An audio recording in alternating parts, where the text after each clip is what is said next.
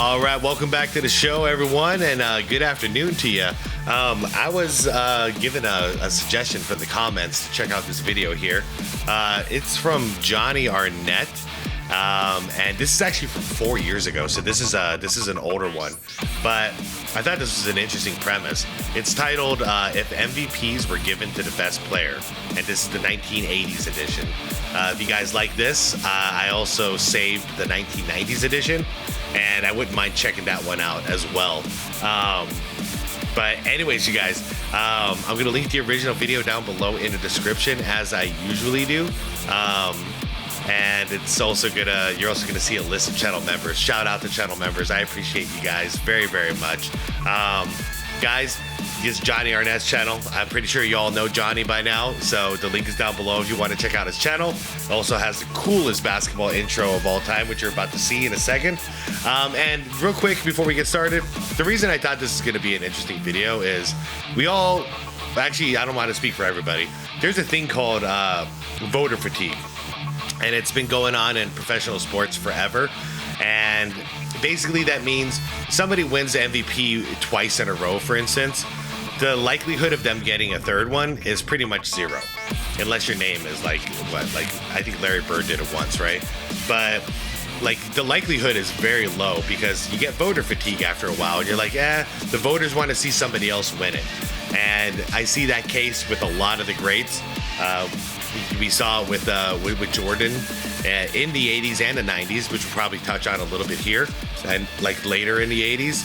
And we're seeing it with Jokic now, because pretty much every year I'm watching and I'm like, no, he's the best player, and yeah, he's the best in the world right now, in my opinion. But anyways, you guys, let's check this out. Like the video, I'd appreciate it. Shout out to Johnny if you're watching, and let's roll the coolest basketball intro. A couple of you guys have said you hate this intro, and I'm like, what the hell? Why? Look at that fadeaway in rhythm with the music. All right, here we go. For almost the entirety of NBA history, the MVP voting has followed a very specific formula that they very rarely diverge from. For one, you need to be on an elite winning team. Number two, you have to have really nice stats, but not necessarily the best stats as long as you're winning a lot. And number three, you have to have a nice story to the season. Specifically, to really emphasize how important winning is to the formula, listen to this. In the past 30 years of NBA basketball, every single MVP winner has finished in the standings as a top 2 team in his conference, with the exception of one, which was Russell Westbrook in 2017, who was the first player to average a triple-double since 1962. So unless you can do something that's so incredibly historic that it breaks the formula, you're not winning MVP unless your team is an elite winning team. But is this fair? Is this really the most accurate way to gauge a player's value?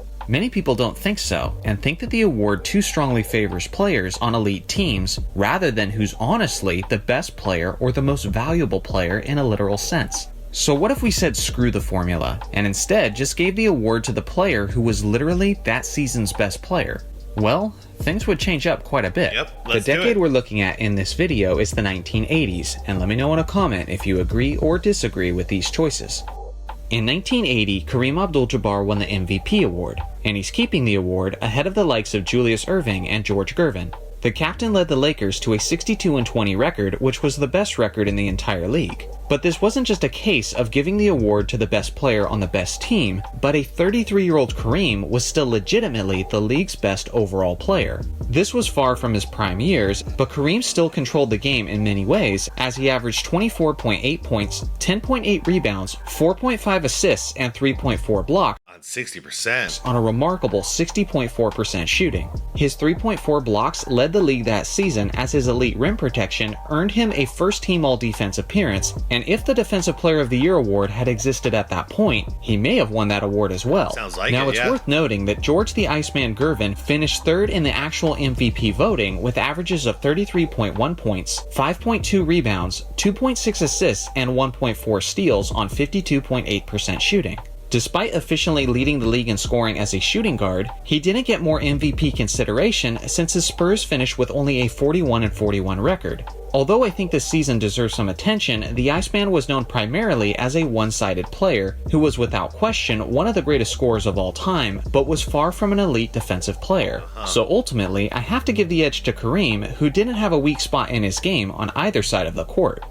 In 1981, Julius Erving was the league MVP winner, and now he loses the award to Kareem Abdul-Jabbar. Oh, snap. This was one of the closest MVP races in NBA history between Julius Erving and Larry Bird, as both stars led their teams. You see what Dominique, what just happened to Dominique here? In NBA history between Julius Erving and Larry Bird, as both stars led their teams to 62-win seasons, and both small forwards put up really nice numbers as well, but the player who dominated on both ends was once again the captain, Kareem Abdul-Jabbar, who put up averages of 26.2 points, 10.3 rebounds, 3.4 assists, and 2.9 blocks on 57.4%. So you can tell everything went down a little bit, but he's still holding well. Shooting. Despite being 34 years old, Kareem was still the most overall dominant player in the league, as he was the best defender at his position, making first team all defense. He also led the league in win shares and in player efficiency rating.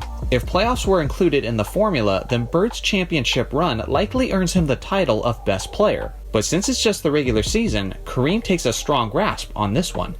In 1982, Moses Malone won the MVP award, and he's keeping the award as he was clearly that season's most dominant force.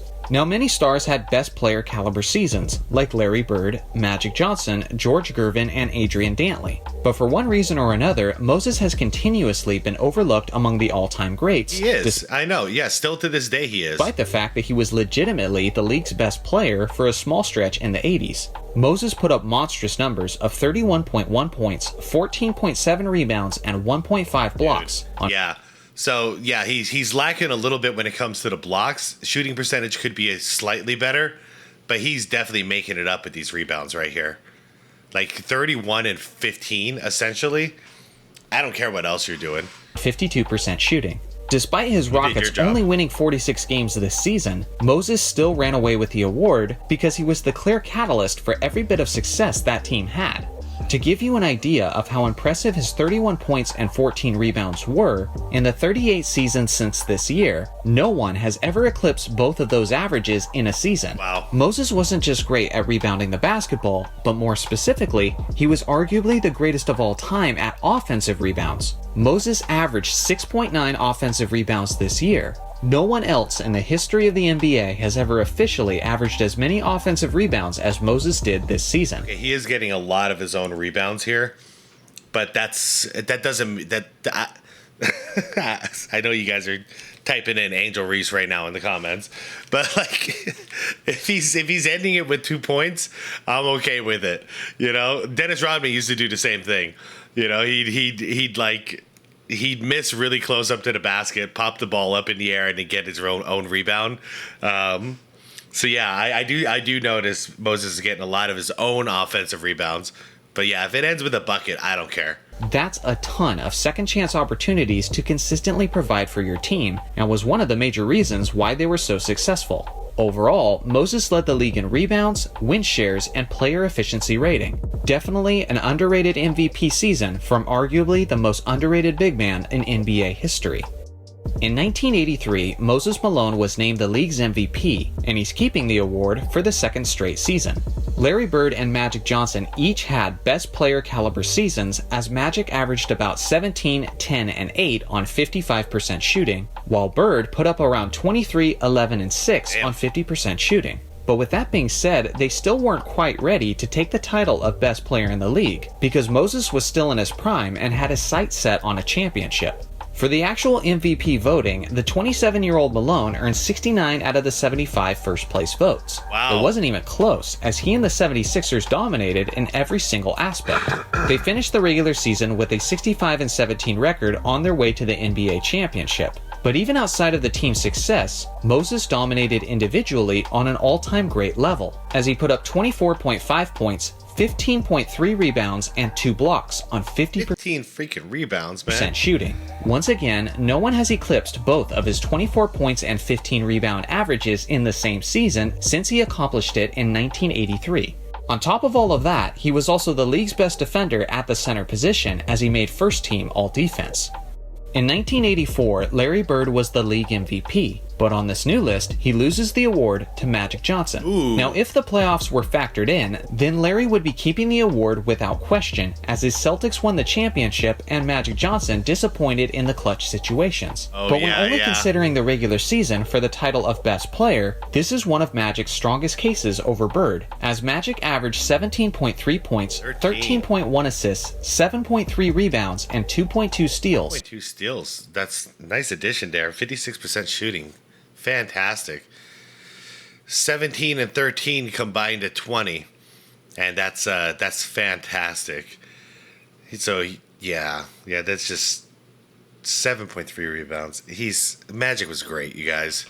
On a career best 56.5% shooting, which is incredibly efficient by point guard standards. Yeah, I was going to say, if you guys are thinking like, oh, he's not scoring that much, he was a pure point guard. 17 points is plenty as a point guard, especially when you're pulling in those 13 assists. His 13.1 assists was also his career best. Bird, on the other hand, put up 24.2 points, 10.1 rebounds, 6.6 assists, and 1.8 steals on 49.2% shooting. It's also a fantastic stat line, man. Whenever it comes to these great icons of the 80s, we're always forced to split hairs. But one of the major reasons I gave the edge to Magic this season, for one, is because of Magic's incredible efficiency this year. But the second reason was because of Larry's unusual lack of efficiency from the perimeter. For his career, Bird was known as one of the greatest shooters of all time, but this season specifically was one of his worst in that area, as he couldn't quite find the shooting touch throughout the entirety of the regular season. On the year, he shot only 24.7% from three-point range, which is atrocious by his standards, and was even less than the league's average. With all of these things considered, I think Magic comfortably takes the award in 1984.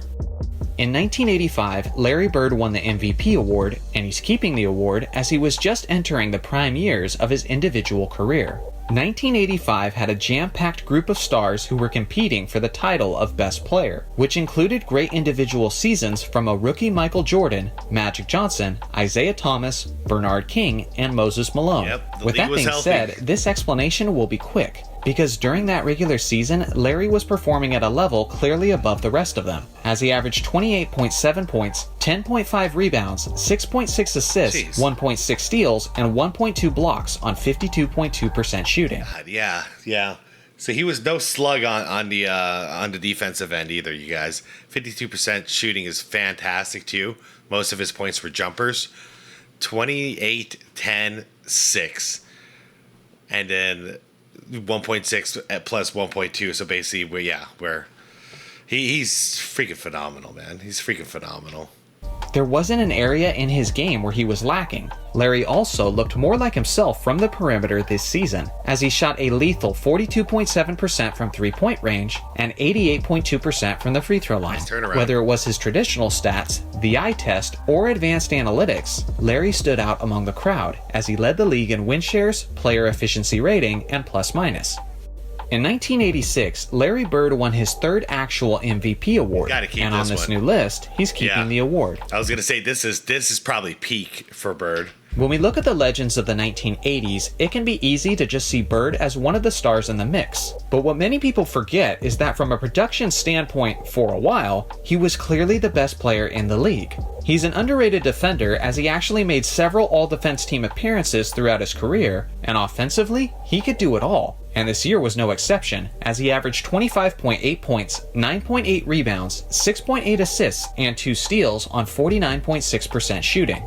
Even the years where Bird didn't have 50-40-90 percentages, he was still very close to doing so, as he shot 42.3% from three-point range and 89.6% from the free throw line this season. Once again, he dominated the analytics as he was first in player efficiency rating, win shares, and plus-minus.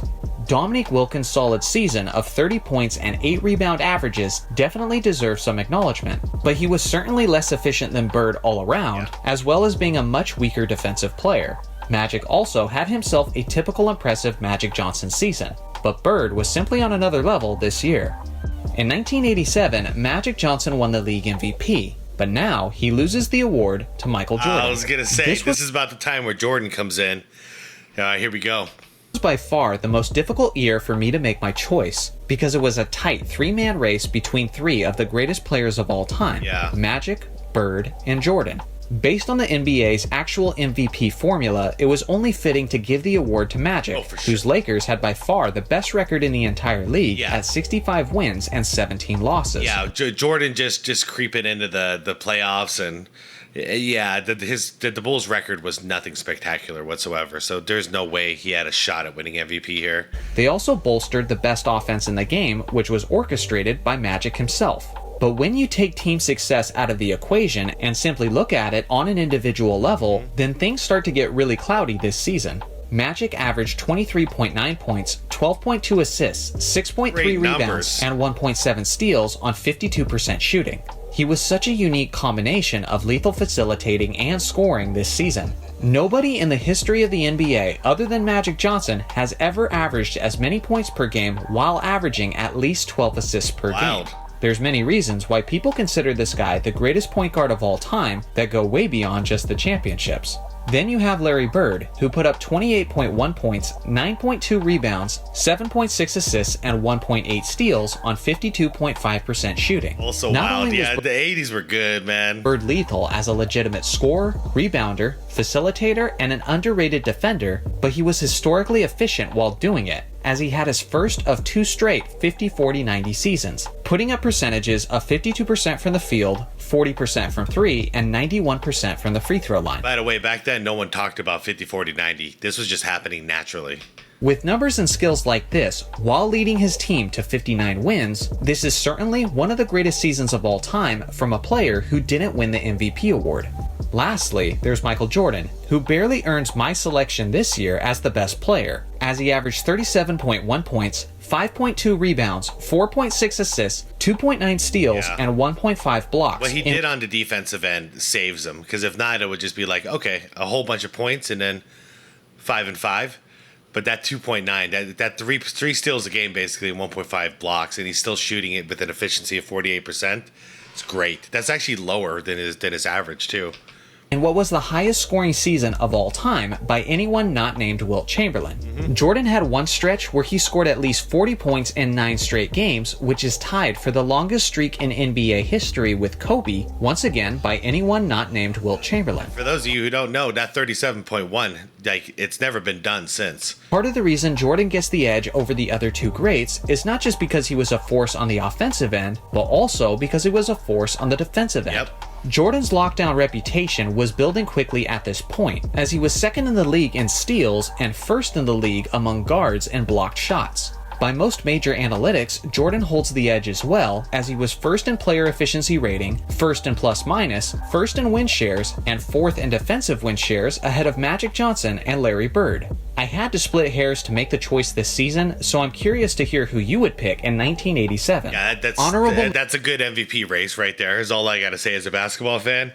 Having those 3 at the peak of their game at the same time is fantastic. Mention this year goes to Kevin the Torture Chamber McHale, who averaged 26.1 points, 9.9 rebounds, and 2.2 blocks on 60.4% shooting and 83.6% from the free throw line, making him the first player to ever shoot at least 60% from the field and 80% from the free throw line in the same season. In 1988, Michael Jordan won the MVP, and he's definitely keeping the award. In this season, several players had an incredible year that would usually be good enough to earn the title of best player that season.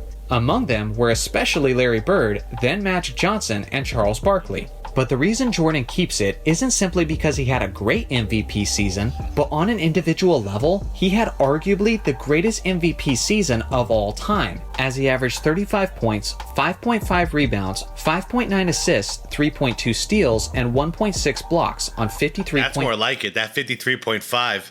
I would take that efficiency over the extra 2 points a game. 5% shooting. He dominated pretty much every aspect of the game, and he was extremely efficient while doing it. Not only was he the MVP, but he was also named that season's Defensive Player of the Year, which only him and Olajuwon have achieved both awards in the same season. He was first in scoring, first in steals, first in blocks among guards, first in field goal percentage among shooting guards, first in true shooting percentage among shooting guards, first in win shares, first in player efficiency rating, and first in plus minus. I think you get the point. Jordan made the selection this season the easiest of the decade. For sure, he was the best. In 1989, Magic Johnson won the MVP, and now he loses the award to Michael Jordan. Here we go. In the actual MVP voting, this was an extremely close race between the two greats. Is this 89? Yeah, 89 Jordan. I don't know, man. After watching some footage recently of 89 Jordan, I'm starting to wonder if that was the best Jordan that we've ever had. He wasn't winning yet. He wasn't winning championships yet, but he had the fadeaway. He still had his athleticism. His defense was at its peak. I don't know, man. 89 Jordan.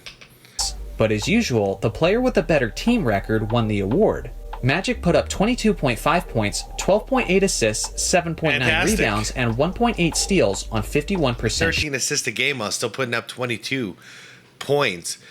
Getting it done on the defensive end, steals-wise, with 2 a game, and you're shooting over 50%, man. Dang. Shooting. And from a team perspective, you could certainly argue that his impact, influence, and leadership deserve the award. Jordan, on the other hand, put up 32.5 points, 8 assists, 8 rebounds, and 2 points. This is where the game changes, you guys, because he started figuring out the game more. So the rebounds is what it is. That's just hustle.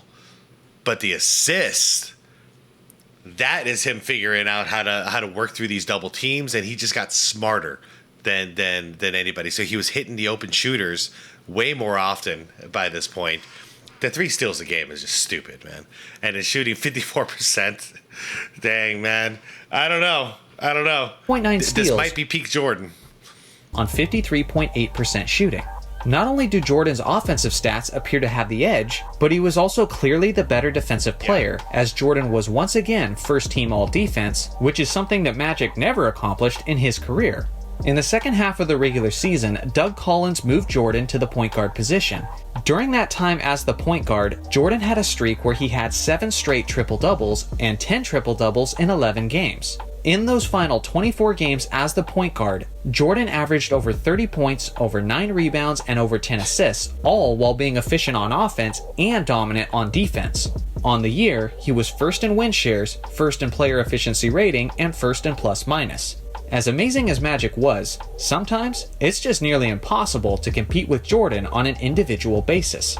Here's a quick recap of who originally won the award and who wins under this new format. Do you agree with the list? Let me know in the comments section which ones you think I got right and which ones you think I got wrong.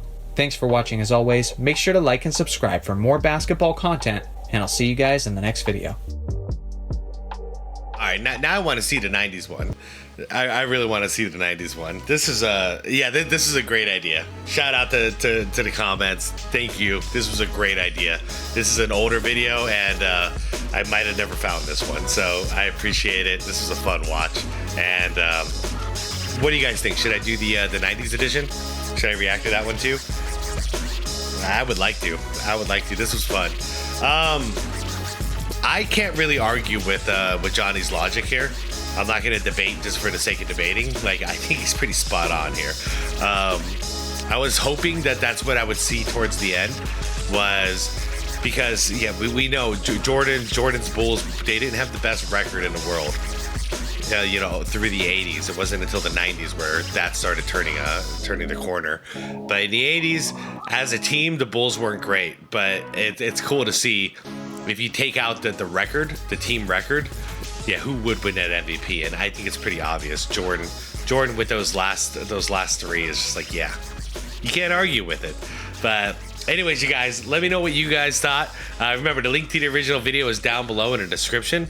Guys, I'm heading out for now. I'll see you all in the After Dark. Like the video, subscribe to the channel if you want more content like this, and most importantly, be water, my friends.